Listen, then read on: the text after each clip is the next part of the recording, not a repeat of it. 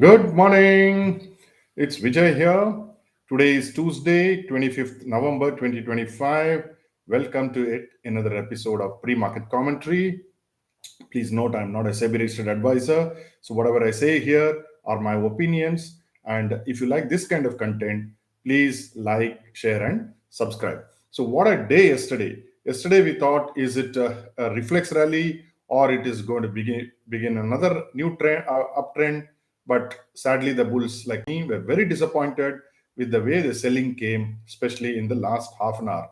Many reasons have been attributed to the selling, but simply the simple reason is that the Magnificent Seven, or what I call the third force, was relentless from the beginning as far as the broader market is concerned.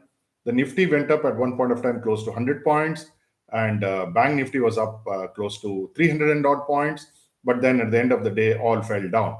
Now, the force of sellers is significantly higher than buyers, is what we can say, and what we have seen in the past few weeks. That is why I've been very cautious on the markets, and we are generally at around 20% cash, which we never had for the last 15 months. So we continue to be cautious, independent of what happens to the global markets. Yesterday, we started with the backdrop of global markets being good. Japan was closed yesterday, but Asian markets were good, but yet we struggled. And I won't be surprised if the struggle continues because of the deluge of paper through the IPOs, FPOs, and corporate block deals. So it's not surprising that yesterday market fell. Though we tried to buy on declines, it did not work out too well. And yesterday was also the MSCI index rejigged. Therefore, the turnover was about lakh and 54,000 crores. Typical turnover on NSE is about lakh crores in terms of rupees. So that was what was very intriguing. And even the institutional participation, especially on the FII side, was heavy, which I will share in the next couple of minutes. So most sectors closed in the red, excepting Nifty IT, because the local brokerages have upgraded the large cap Nifty stocks like TCS and Infosys, Tech Mahindra, HCL Tech.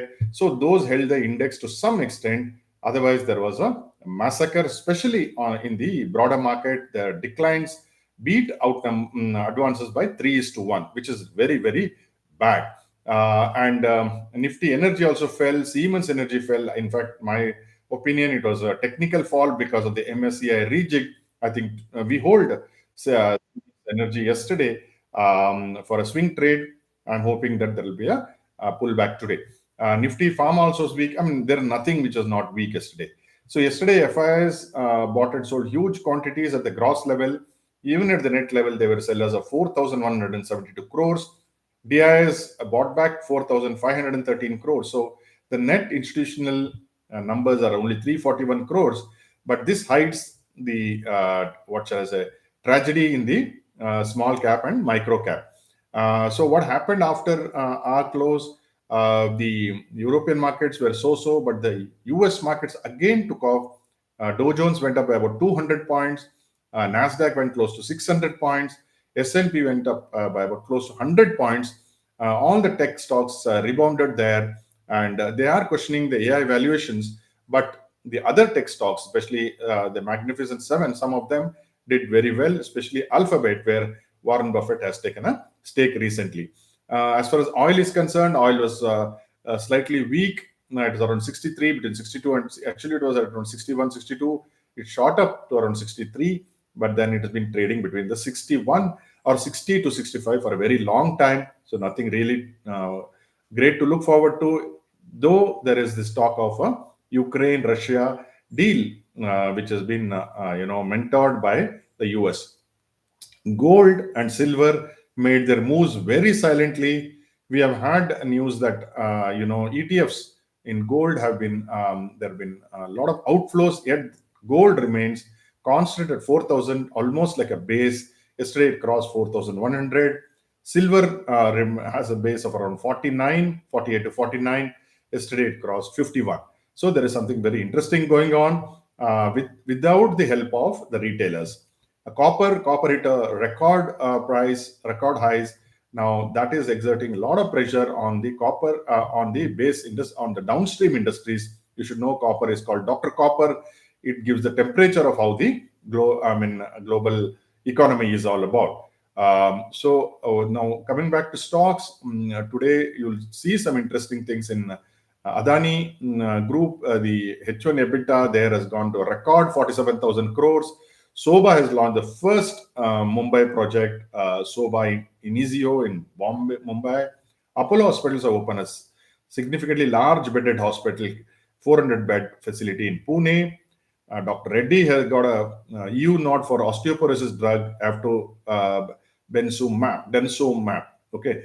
Suryodaya, the RBI allows the 1729 capital to raise stake to 7%. Other ones, Seagal India has got some order, which is about, I think they got a LOI, which is a large order for them. Eris Life Sciences has acquired 30% of Swiss Parenterals, so that also should be in focus. Premier Explosives won a 73 crore defense order, small company, but again, there could be outsized price movement. Surya Roshni has got another order for 105 crores worth of spiral pipes order in Gujarat. Siemens Energy came up with spectacular results, I would say. Q4 revenue was up by 27% year on year. Profit was up 31%. Order backlog jumped to 47% to 16,205 crores. There's a negative news on Novo Nordisk. That company, they were trying these Ozempic pills for curing Alzheimer's that failed, and Novo Nordisk was sold heavily. Nordisk has got a collaboration with MCure Pharma, so there may be some collateral damage on MCure Pharma. India Glycols, they're raising 500 crores on a preferential basis, so that could be also volatile today. Another interesting thing about this new labor codes, now it'll be a 48-hour week is what the labor secretary says, and it says 8 hours of work per day and 48 hours of work per week is mandatory for all sectors, it says. Now I'm wondering whether all sectors means even a regular office goer, does he have to work 48 hours per week and 8 hours per day? That means 6 hours. That means it becomes a 6-day week. I'm not very sure on this, but if it is so, it is draconian, because as it is, people are overworked. Now we are putting them onto a minimum of 48 hours per week. So all in all, things are looking good in the Asian markets today, but India is an outlier. An outlier, we have to trade very differently. In an outlier, we have to be very careful in what sectors we have to be. Generally, in a bull market, you can buy anything and get away. This, in my opinion, is a sideways market. You have to buy on declines and also sell on rallies. It is not just buy on decline, which we were doing for last 15 months, last 3 weeks. We have changed to both buy on decline as well as SOS, which is sell on strength. And we have to see sectors and stocks. It is not very easy, but then we have these phases in the market where things don't become easy either for the bulls or for the bears. This is one such case. But whatever, we are again, as I said, 80% long, 20% short, and we continue to choose our stocks very carefully. Whatever you do, I hope it is successful. Thank you for joining.